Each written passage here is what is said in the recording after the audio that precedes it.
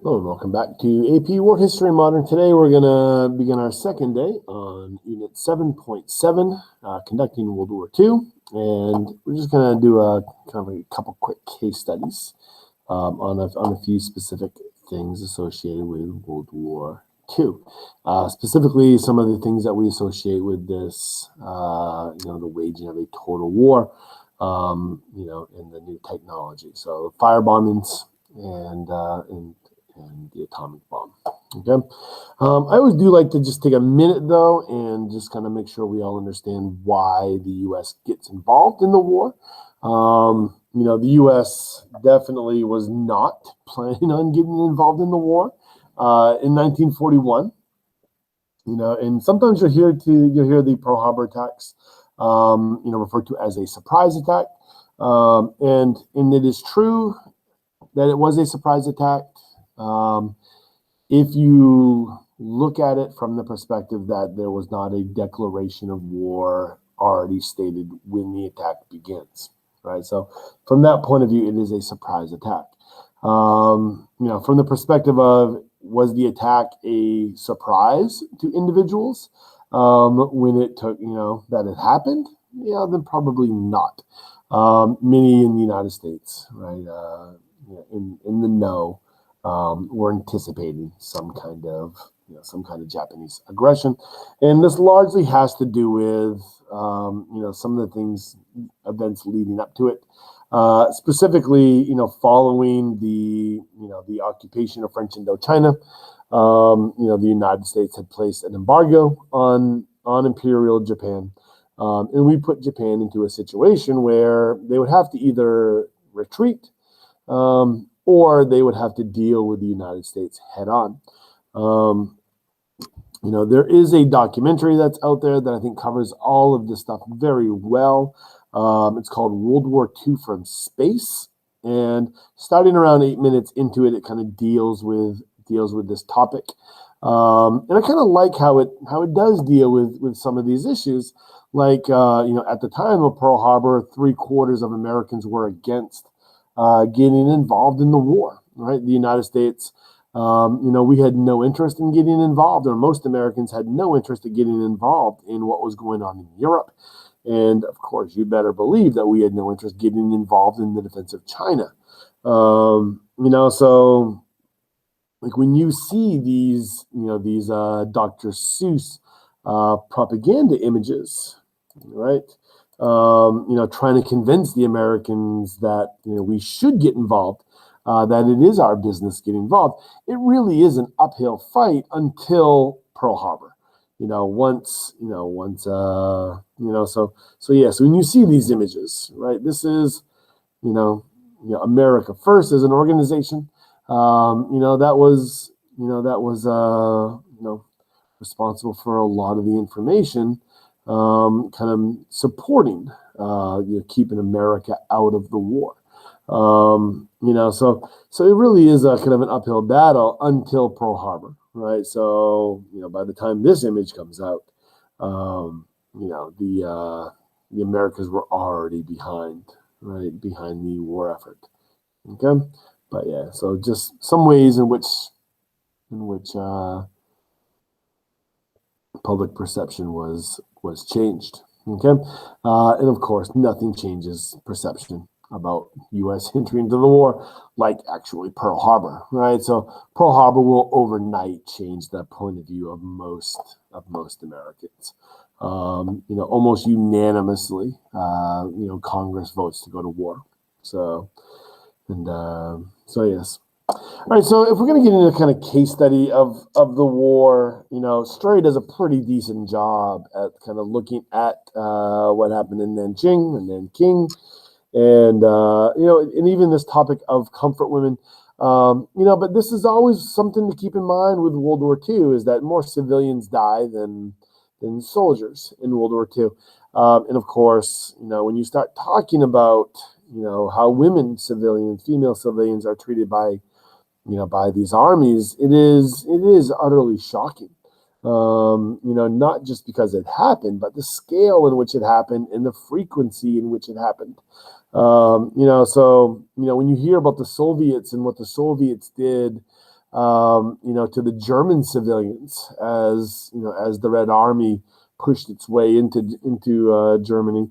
The millions of civilian casualties after the occupation begins. These stories are abound, right, of what happens. And of course, what happens in Nanjing by the Japanese troops. You're talking 300,000 civilians will be killed in Nanjing. And of course, one of the ways in which the Japanese government deals with, this kind of scene of rape is by kind of creating these comfort women so that that energy will not be taken on civilian populations per se, but it's kind of controls, right, kind of funnels that energy into a specific place. So this is definitely another one of these horrors of World War II, is for these tens of thousands, if not hundreds of thousands of women, mostly Korean, but not entirely Korean. There's plenty of women from all the occupied areas under Japanese control that are gonna, be in this situation. So plenty of Filipino women, Chinese women, et cetera, et cetera. Most are going to die. Those who do survive, are going to, be social outcasts. And of course, one of the realities is Japan does not confront its own atrocities the way that the Germans do in the kind of aftermath of World War II. Germany is well known for its confrontation of its own evils and taking those things head on. Whereas the Japanese are, and we do watch a video in class that kind of looks at, just the lack of knowledge in Japan of its own atrocities, so this is one of the things the government will deny it, until 93. And then, by 2015, you see a confronting, of the issue. And this is largely due to, social pressures and public pressures put on by survivors. So they push for recognition that this is a reality that impacted tens of thousands, if not hundreds of thousands of women. Okay. And so you see here, survivors demanding apologies. Okay. And of course, this doesn't simply end with World War II. If these women happen to be in Japanese occupied China when the war ended, a civil war breaks out almost immediately following the Japanese surrender. So you're going to see a lot of these women are going to remain in this situation for the years to come, right, during the Chinese Civil War. All right.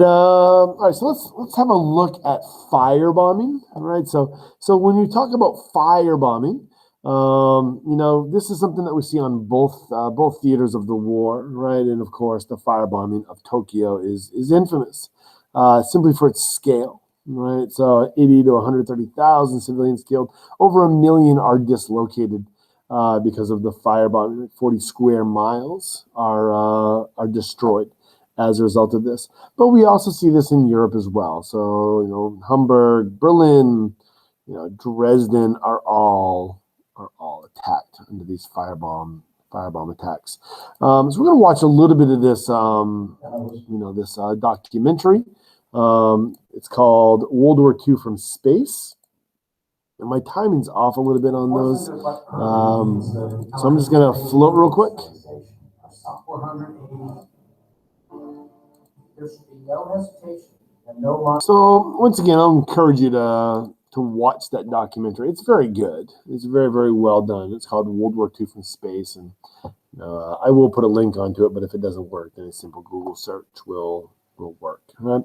So World War II will end. Right, and thus begins the Japanese occupation or the American occupation of Japan. A new constitution will be created and deal with the Japanese economic miracle that will ensue. right, from that relationship. In class, we will also watch part of a D-Day series. I'm just going to kind of show you. I'll put a link to it on our page. That shouldn't have any problems with that one disappearing. But it says Operation Overlord D-Day video. It's another pretty decent little documentary about this. So I'll make sure I put that link up as well, because we do watch that in class.